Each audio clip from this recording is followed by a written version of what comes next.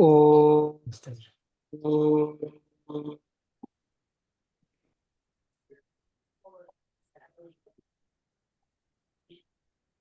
शुक्लाम्बरधरं विष्णुं शशिवर्णं चतुर्भुजं प्रसन्नवदनं ध्यायेत् सर्वविघ्नोपशान्तये। गुरुः ब्रह्मा गुरुर्विष्णुः गुरुर्देवो महेश्वरः गुरुः साक्षात् परं ब्रह्म तस्मै श्रीगुरवे नमः। ॐ काञ्चीवासाय विद्महे शान्तरूपाय धीमहि तन्नो चन्द्रशेखरेन्द्र ಪ್ರಚೋದಯಾತ್. ಪರಮೇಶ್ವರ ಸ್ವರೂಪಿಗಳಾದ ತಮ್ಮೆಲ್ಲರಿಗೂ ನಮಸ್ಕಾರ. I bow down to the very Lord Parameshwara in you all. Namaste. Today is a very auspicious day, the full moon day of Ashadha Masa.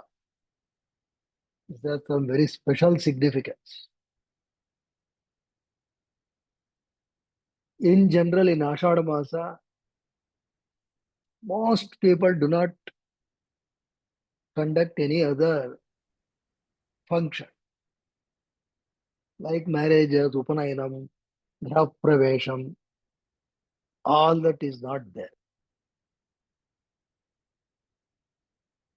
Because for celebrating things like Guru Purnima in the right way, these obstructions should not be there.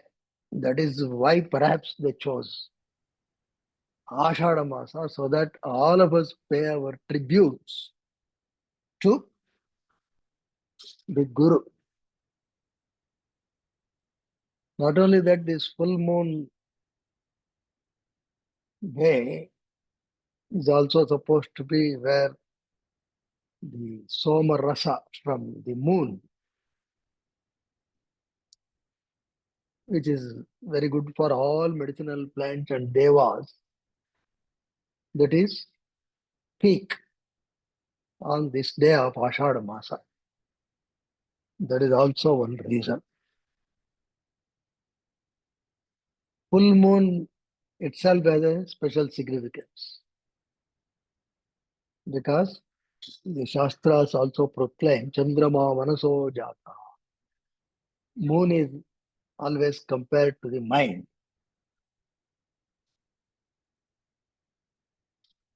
And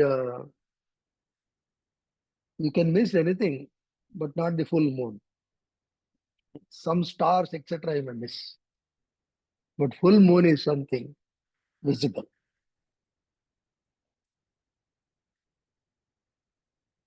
So likewise, the actual truth is as visible as the moon. It is such a simple thing. The truth or whatever as humans we need to know, that is as evident as the moon. But we need somebody to point towards that. And those who point towards that, they are called gurus in the actual sense. Of course, for others who teach, there are several other words, Upadhyaya, Deshika, etc. But we will not go into those details. In our context, Guru is one who removes the darkness in us, or Ajnana, or Avidya in us. Because that is the one which blocks us from our bliss. That is all, nothing else. It is as simple as that. And to remove that Ajnana, We need the right type of guru.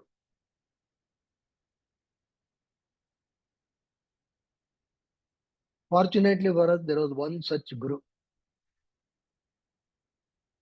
who was able to give us what we need. In fact, he catered to the entire humanity. The spectrum of work he did is something amazing. And that is why it is important to know that this Guru Purnima is dedicated to that person. Who is that person? That person is Sri Krishna Dvaipayana Veda Vyasa. A long name, popularly called as Veda Vyasa or Vyasa. And the way he came to the mortal existence, of course, he is also designated as one of the immortals, Chiranjeevis. We will see from a different perspective. How did he come? His father, the great scholar Parashara. Parashara once happened to cross the Yamuna river, and there was a woman who was rowing the boat. So he had to cross Satyavati. You all know the story. We'll just briefly go through it. She was not married, fisherman daughter, simple life. And you can imagine, generally she would live with this fish, and you know the kind of smell, all that was there. This Parashara, while crossing the river, said that I would love to have a child from you. She said, I am not married. Said that does not matter, because don't jump to conclusions. The birth of the child need not be in the ways we know. That's what first we should acknowledge. Then she said it is also a lot of light, etc. is there, sun. So it is not admissible. He said, don't worry, I will create darkness. So in the Yamuna river, there was a small island, Dvipa. And Parashara created some sort of a darkness. Nobody can see. Through his spiritual powers, he instilled a child in her womb. That's it. And the child was born. He was also dark complexion. Dark. Another word for darkness is Krishna. Krishna is dark. He was also dark. He was born and he grew up. Not like us, in a systematic, day by day, starting from breastfeed to some, what is that, ragi uri to etc. No such things. Fully grown, ready to go for tapas. Bid farewell to his mother, and in return, Parashara had bestowed her that you will enjoy a great aura around you, a great smell for yojanas wide. There will be sugandha a fragrance around you. That is the thing that what you get, and you will remain virgin. Later she marries, that Shantanu Chakravarti, all that. We will not go into that story of Mahabharata. But this is about Vyasa. This is how we are born. So you are dark complexioned. Shri came because Shri means it is a word of benediction to indicate any great people. Shri, dark complexioned, therefore Krishna, born in an island, therefore Dvaipayana. For Badarayana, there are two versions. One is there is a tree by name Badri tree. In Kannada, they call Bare and it is very rich in vitamins, very healthy uh, outcomes for those who consume that. So that was there. So he was called Badarayana. Some say that he did a lot of tapas, etc. He wrote Brahma Sutra in Badri. And therefore, Badarayana. He is the one who divided the Vedas appropriately. Therefore, Veda Vyasa.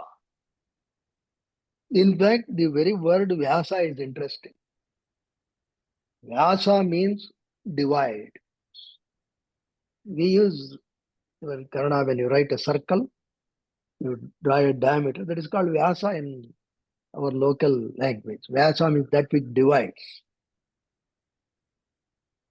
Divides means what? Can you simply divide something?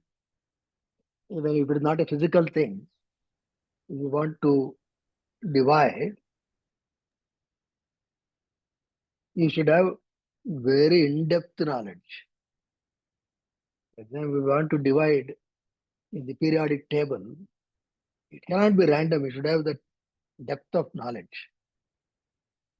He had the depth of knowledge. So here divide means those who can do, not divide just on the surface, but those who can understand and do hair splitting analysis. They are called Vyasa. Vyasa means that.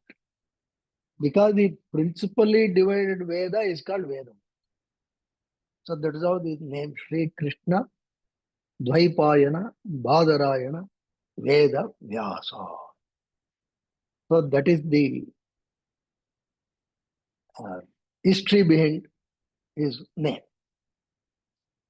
Why he is revered so much means he, first of all, Vedas were in some form, and whole of the Vedas, if somebody wants to learn, very difficult. Therefore, what he did, he divided them into 4 divisions: Rig Veda, Yajurveda, Atharvana, and Samaveda, and said you can at least go through one of it, which is good enough. That is a great contribution. He made our lives simpler. And then he wrote Brahma Sutras. Many things he wrote. Lot of Puranas he wrote, because many people may not understand the subtle things of Vedanta. So he explained in multivarious ways through a lot of stories. Because not all people can afford that sharp intellect to understand and discern the Vedantic truths. For such people, he wrote a lot of, in the form of stories, he wrote. He is also the author of Mahabharata. That itself is 1 lakh verses, shlokas. 1 lakh. And that is where Srimad Bhagavad Gita is also embedded, which is the nectar of Vedanta. All that he did. One person. My name Veda Vyasa. And after doing all that, apparently when Narada met him, he was not happy.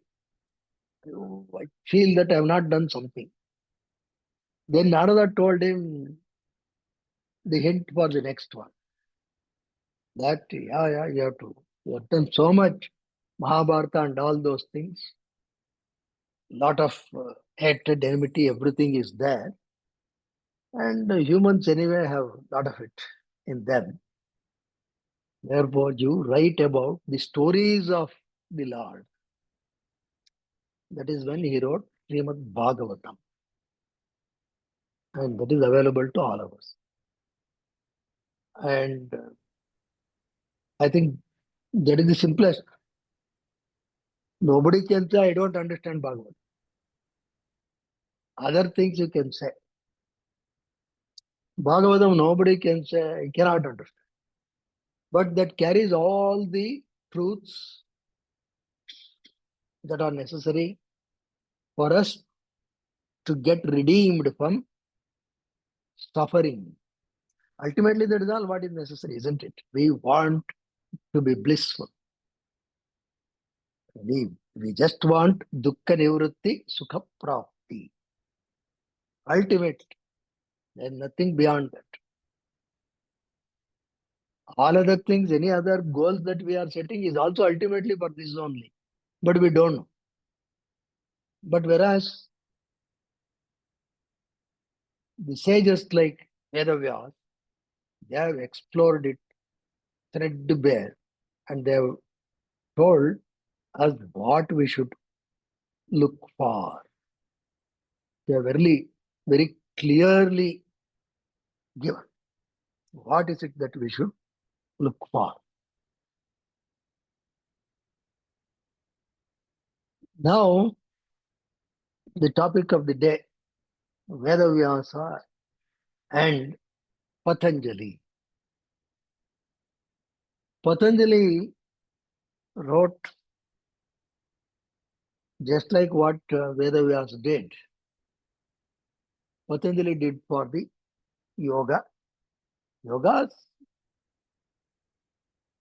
is as old as the Vedas. But it was there in an amorphous form. And there came sage Patanjali, who gave a crystalline structure to this whole gamut of yoga. That is not easy. You should understand the complete domain and write it. And he adopted the method of sutras. Writing sutras is very difficult. It needs enormous understanding. To be precise is not easy. That's why for most of us, mathematics is difficult. Because you have to be very precise. You must indicate this is it, that's it. So this is a person who was of that stature.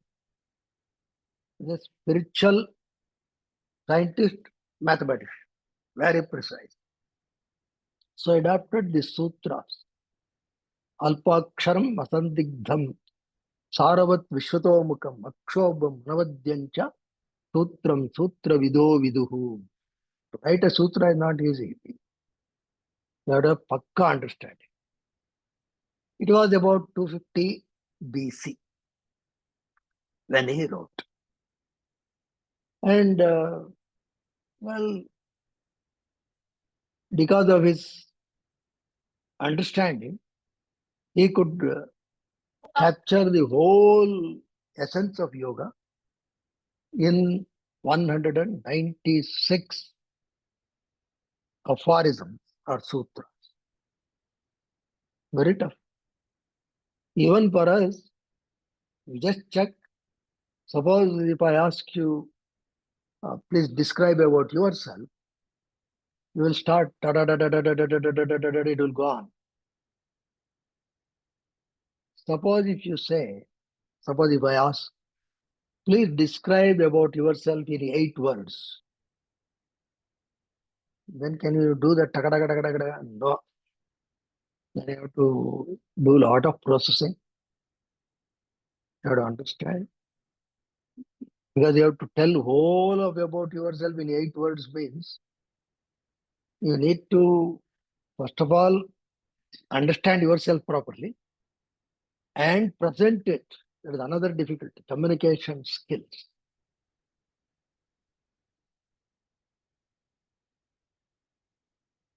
So that Patanjali had. Therefore, he wrote in a very cryptic way. There are a lot of why he could have written that way. Reason number one, yes, because certain things, the more you describe, the more is the confusion. Isn't it? More is the scope for a lot of ambiguities. If we make it precise, it can be clear. Number two, those were the days when there was no print media. Everything is, you have to listen, repeat, repeat, repeat. That's how it would propagate from one person to another person. So, fewer the words, better it is for remembering or memorizing. Third, some of these higher truths, if it is made available in elaborate words very easily, the danger is someone who is unfit to receive that knowledge can easily pass his comments, criticisms without understanding. Number four, anything you take in life, if you immediately understand, the joy that you derive is not much. Something you don't understand, and you keep on thinking about it. What if this? What if this? What if this? Suddenly it strikes. Then it gives a sudden impulse of joy, and such things you are likely to remember for lifetime. You don't forget it. What is easily gotten, that is easily forgotten. What we with great difficulty decipher, that makes a lasting impression in us. Perhaps these are some of the reasons which I thought could be there. But when he wrote that, when such things are written, not all will be at the level of Patanjali. For him, it is easy, he will write this. But for most of us, we may not understand. So, certain things we need. Gurum vina na janati nigudam shastra koshavat. Gurum vina na bhajati nishkarana diva norjale. That is, without Guru, some of these things are not possible. Gurum vina na janati. This knowledge cannot be understood. Nigudam. Nigudam means hidden. Shastra koshavat. Like a treasure chest of scriptures. Na bhajati. Nishkarana diva. Na bhajati means you does not obtain devotion like a boat without rudder in the water. You may be doing something, we will not be able to understand. That is where a guru is definitely needed to show us the path. And especially for Yoga Sutras of Patanjali, that was necessary. Because that is the age when Buddhism was also at its peak. Nothing wrong with Buddhism. It is not to say that this is superior, that is inferior. That is not the idea. The whole idea is that Buddhism was also at its peak those days when Patanjali Yoga Sutras was written.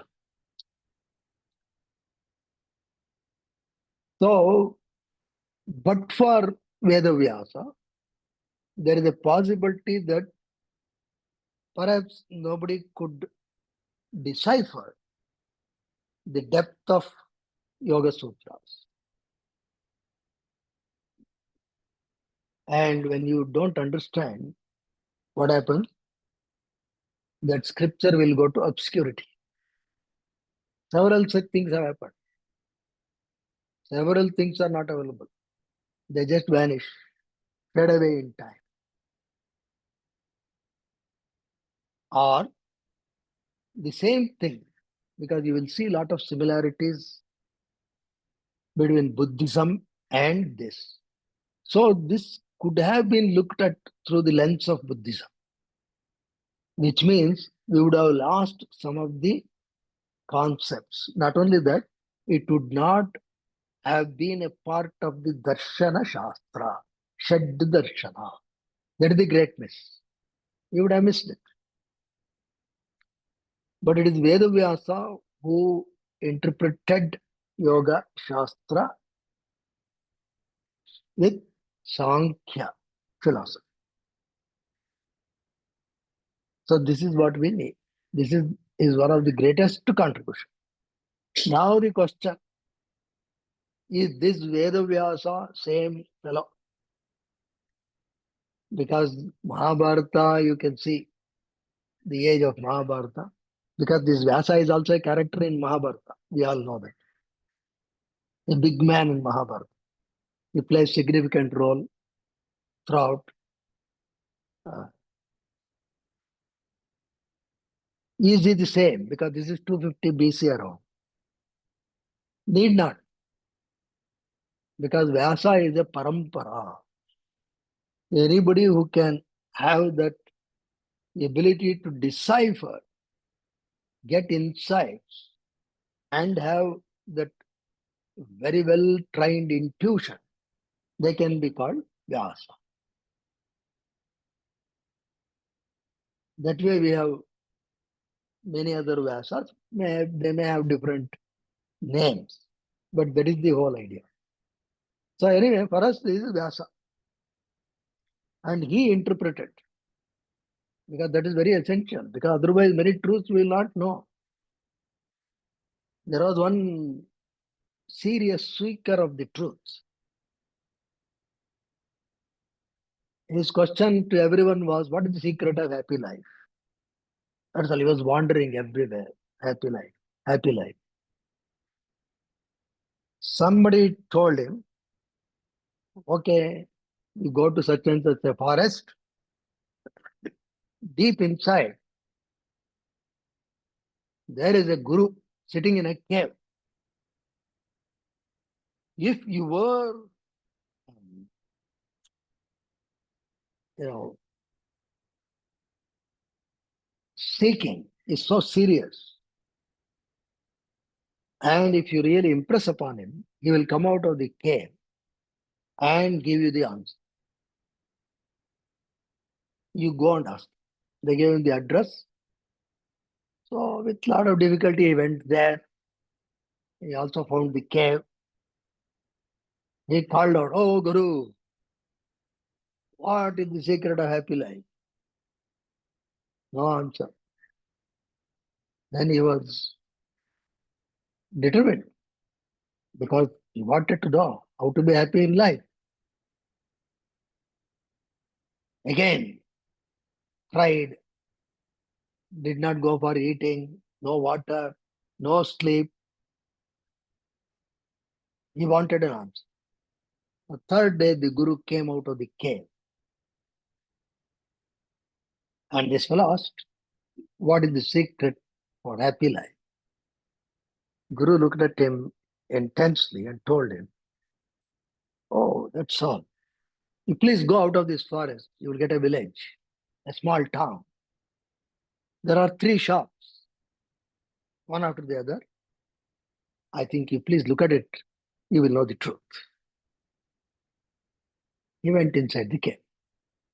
So he didn't understand, but he said, okay, these sages are like this. They talk very cryptic. So he went in the direction shown.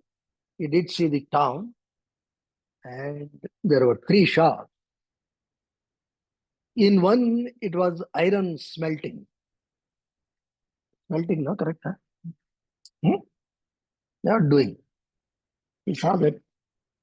In the next shop, they were drawing some wires and all those things out of this iron. And the third shop was carpentry shop. They were cutting, planing something, etc. Hacksaw, everything. He got disappointed. He thought some happiness shop would be there where he can maybe buy and wear or eat so that he will become happy. But he just saw this. He was disappointed. But now he got furious about this Guru. He has misled me. At least he could have said, I don't know. Sometimes this happens. Sometimes even when we go on road, if somebody misguides, we feel like again coming back to him and give him a thrash and go. Same thing, he thought, okay, first let me go and take this play. Came. He shouted. In one shout, Guru came out. The sage and said, what happened? And I saw these 3 shops. Did you see? I saw what is there, I say. What question did I ask and what answer did you give? What is this nonsense going on? And I came to you all the way, spent 3 days. I shouted, I prayed, and this is the answer you give? Nonsense. Guru smiled. I said, don't worry, life will teach you. Go. Went inside the cave. Frustrated, he came. He was roaming around. It was past about a year or so. He had forgotten all this episode. He went to a remote place. He was sitting there. Suddenly he heard, he was frustrated. Poor fellow. And he heard a beautiful musical note from a sitar. He didn't know it is sitar, but there was such a enchanting note. He felt very happy suddenly. Ah, what a beautiful note. He went in search. There was a hut in which a person was sitting playing sitar. He was so immersed, he sat there, and without his knowledge, tears started rolling down. Then the sitarist opened his eyes and asked him, who are you, gentleman? Why are you here? Then he said, sir, I am so and so. I was fed up in life. I thought there is nothing else to enjoy. There is no rasa in life. But today you have shown me there is great rasa in this. What is this? I don't know what is this.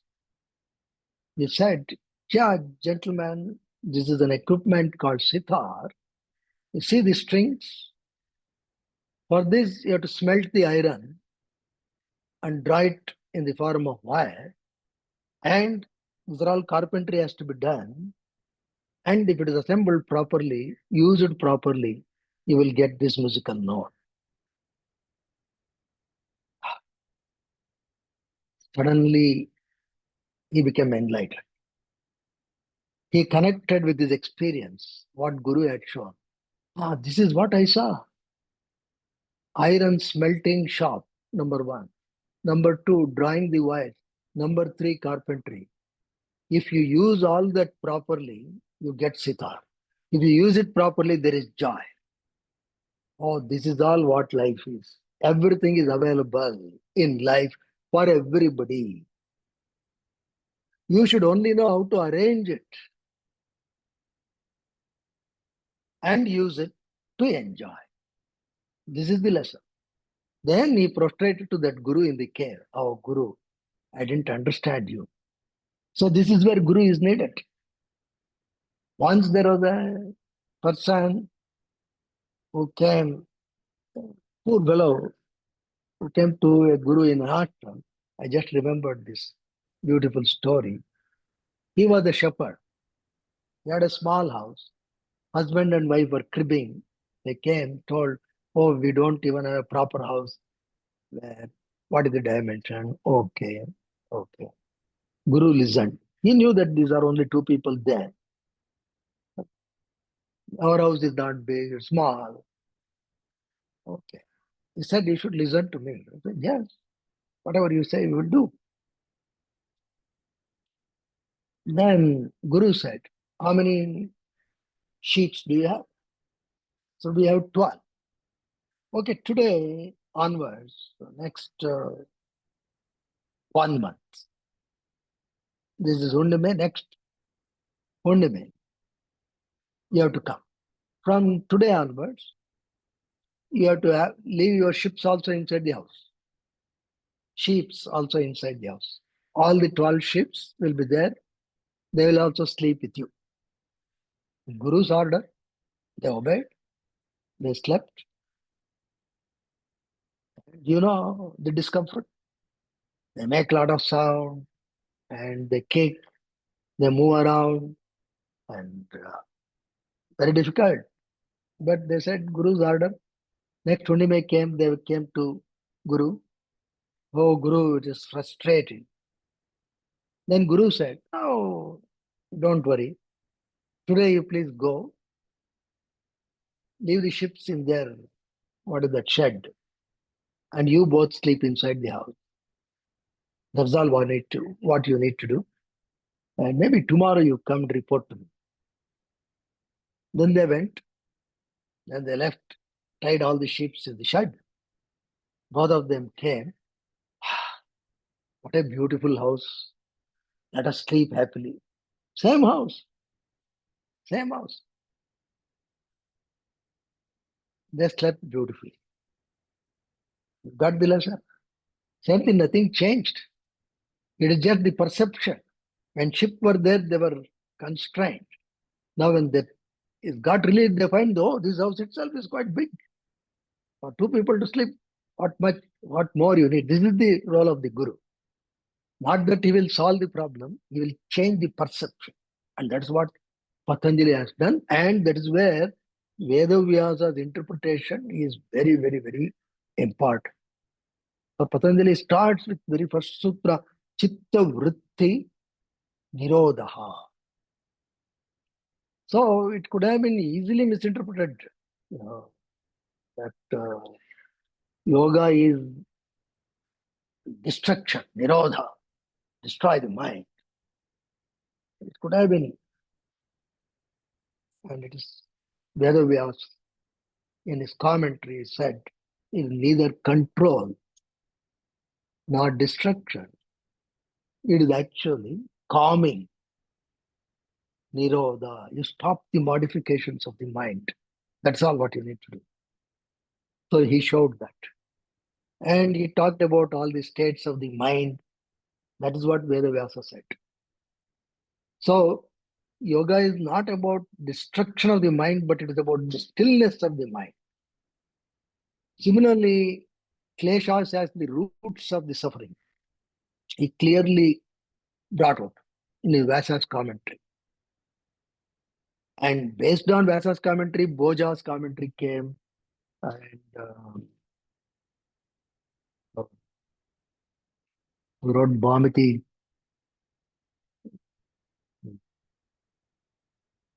So many other commentaries, they all came following, and all modern commentaries, including Swami Vivekananda, who popularized Yoga Sutras.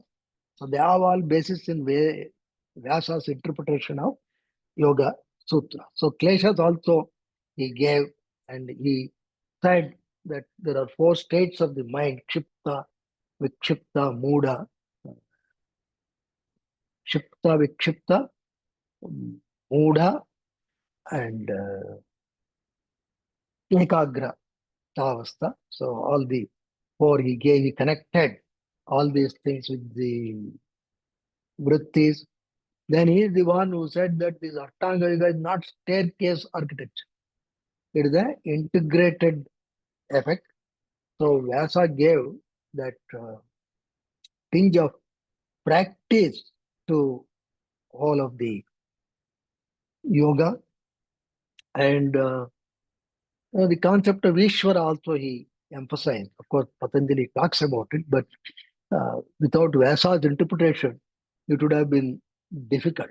So Vyasa did interpret this, that Ishvara Pranidhana means that surrendering. Surrendering is not passive, it is active trust that dissolves the ego. That is the Vyasa's interpretation. So all that he gave to this, and then what we talk about the Samadhi, uh, Vitarka Vichara Ananda Asmita Rupa Anugamat Samprajnata. So without Vyasa's interpretation, it would have been difficult for most people to understand what are these stages. And Vyasa actually did that. What is this stages? All that he did clarity to Patanjali's Yoga Sutra. Patanjali did talks about siddhis also. So Vyasa is the one who said that siddhis are byproducts of samyama. Samyama means what? Patanjali says it is um, dharana, dhyana, samadhi all together is samyama. So that he gave, that insight he gave. And he also said that don't get struck with siddhis. Siddhis is only for very ordinary people. You will get struck. And for a learned who has a viveka khyati, it is just a distraction. He will not go towards that. So he is the one who also warned that don't go after the siddhis, miracles. So that gave a lot of emphasis on what in Yoga Sutra we should look at. So that is what he has done.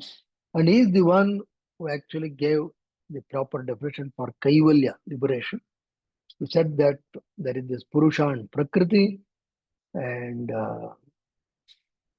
when all the uh,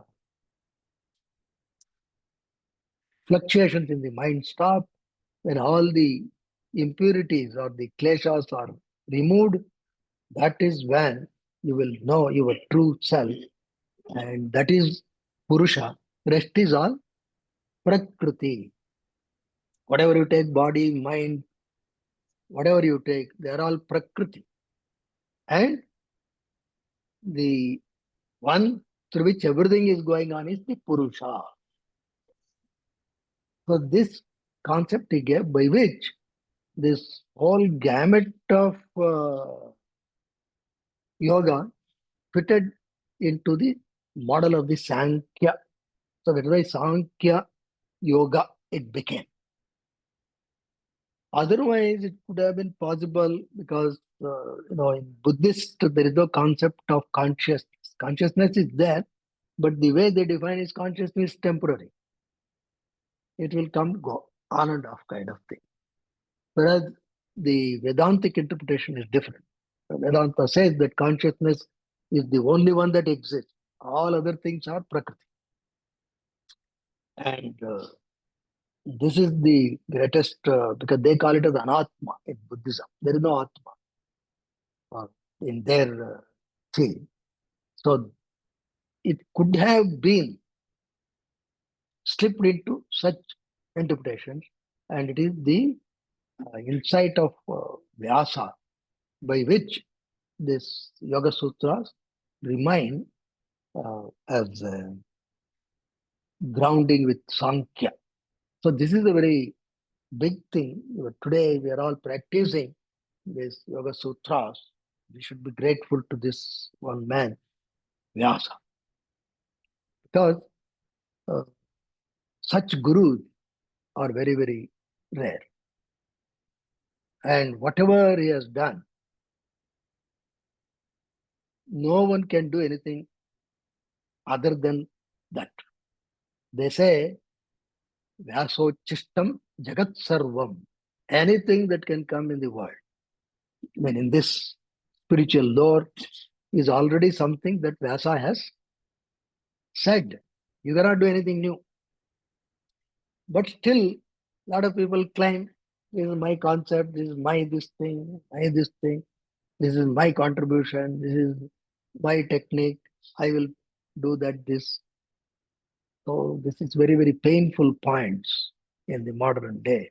That is why when we say Guru Purnima, we should invariably know that it is to Veda Vyasa. We should know. Mullah Nasruddin's story is there. Once he was walking in a forest on a full moon day, and there was a huge well, open well. When he was walking, he saw the reflection of the moon. Then he said, "Oh, moon has fallen down into the well." Then you know that when something falls into the well, they give what is called a patala gardi. That is something with 6 hooks with a rope attached, and there is a rate, wheel, pulley. So he said, "Oh, moon has fallen. I should do something. If I don't do, who else will do?" So I put everything, dropped that patal gardi inside. It went, and he was pulling like this. Perhaps it went inside into a stone. It got stuck. This fellow is pulling. He said, "Oh, now I got the moon. Let me pull the moon." Strongly he pulled. Suddenly that stone slipped. This fellow fell back. He fell back. Moon was there up. Then he said to himself, "Up. I pulled the moon out and it is there." So this is what happens if you really don't know what Veda Vyasa has done. This is danger. If you know what Veda Vyasa has done, then at least I feel very, very,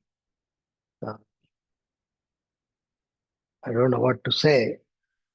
Somebody, if they refer to me as Guru, I feel little uncomfortable.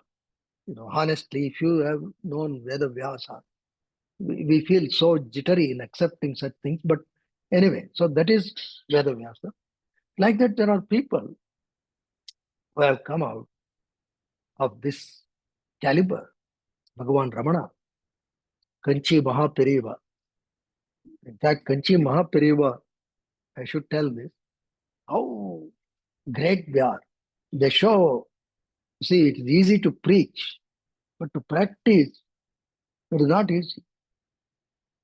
Ramana is Ramana because he was like that. We can all meditate on who am I, we can have all videos, everything. But can you be like Ramana? Can you look at whatever happened to the body? Can you look at as a witness? Very difficult. Kanchi Mahapariya was like that.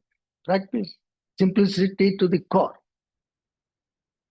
Once the Raganapati went to him, this was post M.S. Subbulakshmi singing in the UN. M.S. Subbulakshmi went to UN and sang at the UN assembly. That was a big event. So it is post to that. This one of the devotees, Ganapati, met Periyava, prostrated, and said, "Oh, Periyava, this is something amazing. You were, because Periyava had written one song, Maitreem Bhajatha. It is about universal brotherhood. It is a call to everyone to shun enmity. That is the essence. And on the request of Srimati M.S. Subbalakshmi, M.S. Subbalakshmi is a great devotee of Mahaperiyava. Mahaperiyava composed this Maitreim Bhajata, which she sang in the UN Assembly, and it became a big thing. We all know that. Even now, uh, in many podiums, they quote this and then sing this song. So this Ganapati came and told Periyava that it is something amazing. Then Periyava said, okay, do you think all are happy with this? He asked. Yes, of course. What is that? It's such a nice composition. All are happy. Then he said, wait a minute. Please wait. He called uh, the, the manager, Vishwanath Iyer, and he told apparently in Kannada, how about letter Tomba Moro? You go and bring those letters which have come. And Vishwanath Iyer was slightly hesitant. Said he was just avoiding to get the letters. Then Periyava commented immediately, Yenappa, Agni Akputiya, did you give it to fire? He said, no, no, no, no, I have kept it. Then go bring it. You have to tell it with a sturdy voice. Then he got it. Then, because it was a letter that was not in the uh, good taste. Okay, so he asked him to bring it. So Vishwanath Iyer went and brought the letters. And he said, okay, look here. You gave this letter. Periyava took the letter. He said, okay, read this letter. Or one full page, maybe A4 sheet, written both the sides. You please read this. And this fellow, Ganapati, started reading it. And tears came to him. He was furious because it was so abusive about Periyava.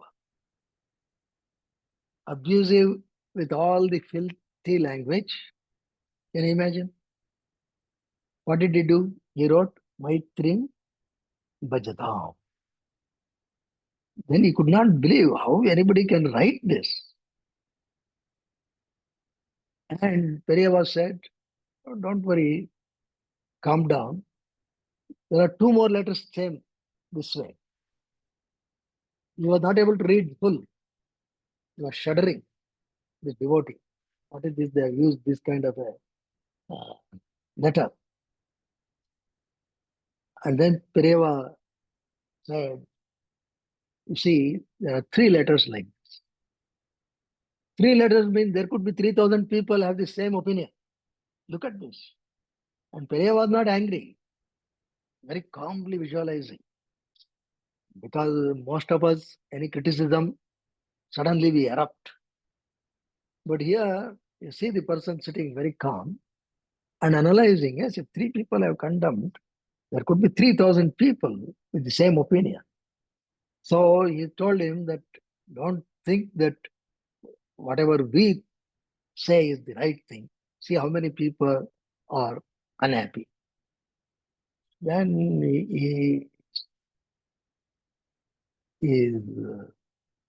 Ganapati became very angry with the wordings they have used. But Pereva is telling him, calm down. Look at this sympathy. Calm down, don't worry. And then he told that, see, there are different kinds of people and different opinions can be there. And we should not get angry with that. People around us generally praise us. So that also we should not take it seriously. And these opinions will be there because if you only take pride, if you only take this kind of a prizes, it can lead to undeserved pride. These are the words that he has used. So these kind of negative comments also we should take it without any disturbance. Uh, I know with this I have disturbed you, but don't get disturbed. If you want to read, you read. Then he thought, okay, is there any other additional points? Then Pereva himself said there are no additional points. So the main uh, content or the gist, leaving out all other unnecessary abusive words, was the following. There was no need for Mahaperiyava to make a place for himself in the international organization by showing himself as a world preacher through a musician. This is the central point. See how different people look at different. And then Pereva asked, what is your opinion about this? And he said, somehow I don't like this. This doesn't look right to me, what they have written. Then Pereva said, but for me it looks very much right. Himself saying, for me it looks right. Whatever they have written is right. Then still you are not convinced. Then Pereva said, you see, I say right because I did not, those days, I mean, in the UN assembly, the musicians sang several other things. The composition of Tyagaraja, Dikshitar, etc., on several gods, goddesses. Even I could have done. I could have written on a Kamakshi or something. Then it would have just passed. This is number one. I did not do that. It was like giving an advice that, okay, maintain peace, harmony, don't fight. Even to write this, if the UN organization had requested me, then fine. They request me and I write, fine. Or at least a representative from UN requesting, sir, please write for something, brotherhood, I would have done that. Then it was okay. But nobody asked. I wrote. So I am at fault. See, look at this. Analyzing. Then Ganapati said, yeah, that is okay, but the musician asked and you wrote. Then Periyava said, yeah, several devotees come and ask us for several things. But as a guru, we should also be careful what to give, how much to give. See, he did not even put it fully on the musician. Look at this. He did not, he never made her or someone else as victim. He said, it is my fault that I wrote. I should have told that I will not write this, or I could have written on some Kamakshi Stuti something. But I did not do that. I should have done that. Then finally he said, Ganapati, okay, Periyava, this is all fine, but at least they could have simply written one or two lines that you should not have written something as an advice to the UN. But look at the language they have used. They are pouring out all their blames on you. This is not right. Periyava said, that is also right. Please listen. If they had not poured out in the letter, they would have kept all that fury in their heart, which is dangerous for them. That should not happen. They should also be happy.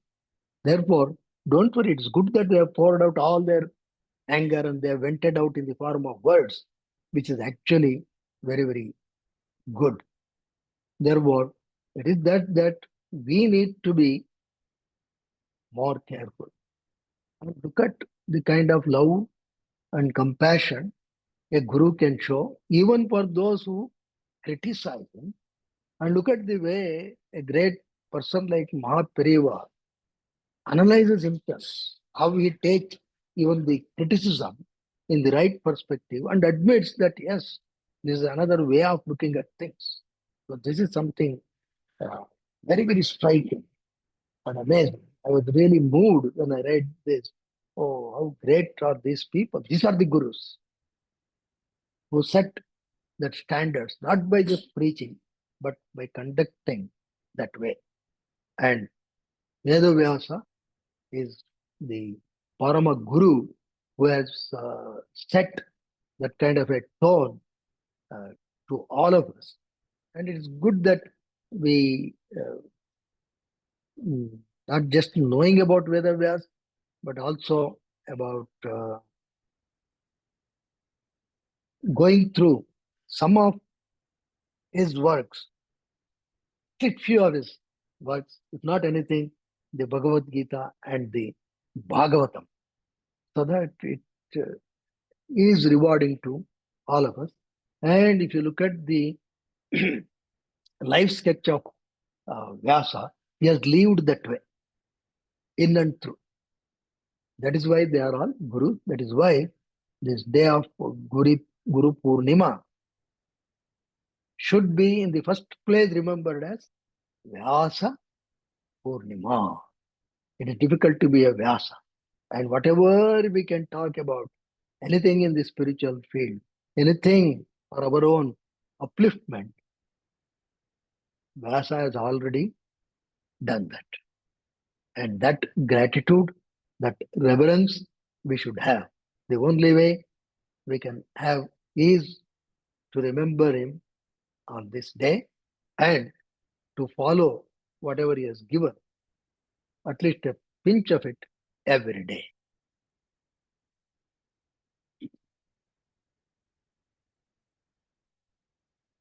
Oh,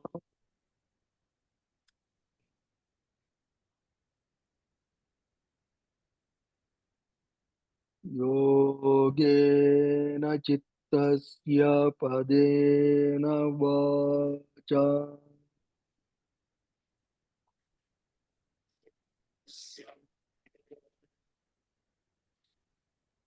बलं शरीरस्य च वैद्यकेन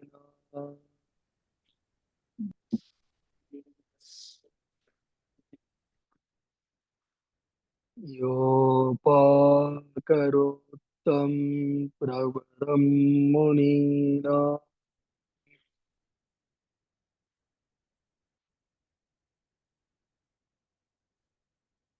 पतञ्जलिं प्राञ्जलिरानतोऽस्मि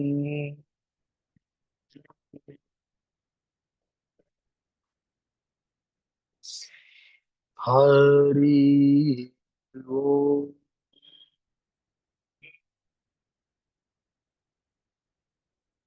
श्रीकृष्णार्पणं श्री गुरुभ्यो नमः। शुभमस्तु। नमस्ते। Namaste, sir.